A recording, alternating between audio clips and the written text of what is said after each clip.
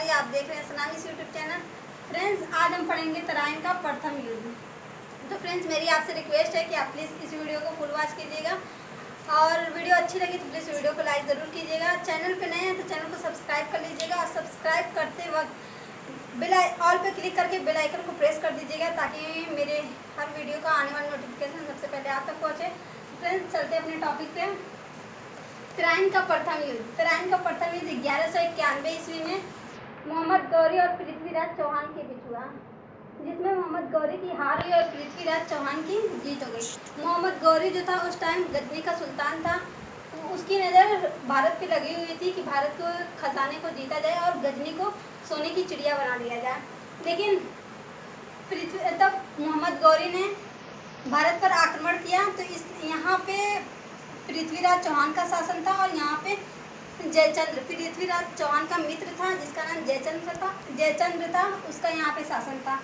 तो जब इसने भारत पे हमला किया, आक्रमण किया, तो पृथ्वीराज चौहान और जयचंद्र दोनों ने मिलकर युद्ध लड़ा, जिसमें पृथ्वीराज चौहान की जीत हो गई और मोहम्मद गौरी हार गया। उसके बाद जयचंद्र की एक बेटी थी जिसका नाम संयोगिता था। संयोगिता का प्रेम संबंध पृथ्वीराज चौहान के साथ बन गया। पृथ्वीराज चौहान जो था वो संयोगिता को पसंद करता था और संयोगिता भी पृथ्वीराज चौहान को पसंद करती थी। लेकिन ये बात जयचंद्र को अच्छी नहीं लगती थी। ये बात जब जयचंद्र को पता चली तो उसने एक स्वयंवर रखा। स्वयंवर में क्या होता था, उस टाइम के जो राजा रहते थे सभी राजा आके बैठते थे और जो रानियाँ रहती थी जिसकी शादी होने वाली रहती थी वो उसमें से किसी एक राजा को पसंद करती थी और उनके गले में वरमाला पहना देती थी और उसके बाद उसी से विवाह उनका हो जाता था। तो जयचंद्र ने क्या किया, जब स्वयंवर रखा तो उसने पृथ्वीराज चौहान को मतलब उसको नहीं बुलाया बल्कि उसका पुतला वहाँ पे रखा, मतलब बना के लगा दिया। तो ये बात संयोगिता को नहीं अच्छी लगी। संयोगिता ने संदेश भिजवा दिया पृथ्वीराज चौहान को कि आप आइए और हमें यहाँ से लेकर जाइए। तो पृथ्वीराज चौहान जो था वो भी कम नहीं था। पृथ्वीराज चौहान आया तो उसने देखा कि जो संयोगिता थी उसने वरमाला, उसके पुतले को वरमाला पहना दिया। तो उसने जयचंद्र से कहा कि आपकी बेटी जो थी उसने हमारे पुतले को वरमाला पहनाई है, यानी कि वो हमसे शादी करना चाहती है, हमसे विवाह करना चाहती है। तो पृथ्वीराज चौहान वहाँ से संयोगिता को विवाह करके लेकर चला गया। ये बात जयचंद्र को बहुत बुरी लगी कि पूरे स्वयंवर के बीच में से उसने पृथ्वीराज चौहान ने उसकी बेटी को लेकर चला गया। तो जो जयचंद्र था उसने क्या किया, मोहम्मद गौरी को आमंत्रण भेजा कि आप आइए, पृथ्वीराज चौहान को मारिए और जो भी खजाना है उसको लूटिए और अपने देश वापस चले जाइए गजनी। तो मोहम्मद गौरी जो था वो बोला ठीक है हम आएंगे।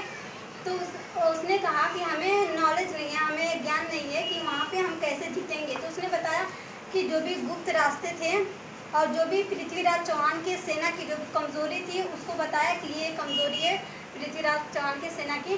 सारी कमज़ोरी इस मोहम्मद गौरी को उसने जयचंद्र ने बता दिया।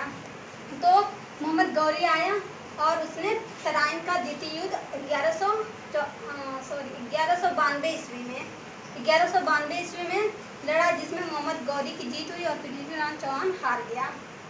उसके बाद जयचंद्र ने कहा गौरी से कि आप जो भी खजाना लूटे हैं वो आप अपने गांव, अपने देश लेकर चले जाइए और ये जो राज है, ये जो एरिया है ये हमें दे दीजिए। तो इसने कहा मोहम्मद गौरी ने, जब आप अपने बेटी और दामाद के नहीं हुए तो हमारे क्या होंगे। तो इसने जयचंद्र को भी मार दिया और इस दोनों एरिया पर अपना कब्जा कर लिया।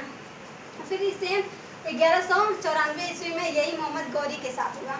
मोहम्मद गौरी जो था उसकी एक बेटी थी जिसका प्रेम संबंध किससे बन गया, कुतुबुद्दीन ऐबक से बन गया। कुतुबुद्दीन ऐबक जो था वो मोहम्मद गौरी का गुलाम था। तो कुतुबुद्दीन ऐबक से मोहम्मद गौरी की बेटी शादी करना चाहती थी। तो जब ये बात मोहम्मद गौरी को पता चली तो मोहम्मद गौरी ने कहा कि नहीं, हम शादी नहीं करेंगे आपकी। तो उसने कहा कि आप देखे थे ना, इसी प्रेम संबंध की वजह से इन दोनों मतलब पृथ्वीराज चौहान और जयचंद्र का क्या हुआ था। तो उसने कहा कि हाँ ठीक है हम शादी कर देंगे आपकी। तो मोहम्मद गौरी ने कुतुबुद्दीन ऐबक से अपनी बेटी की शादी कर दी। कुतुबुद्दीन ऐबक जो था वो गुलाम था, उसके पास रहने के लिए जगह नहीं थी।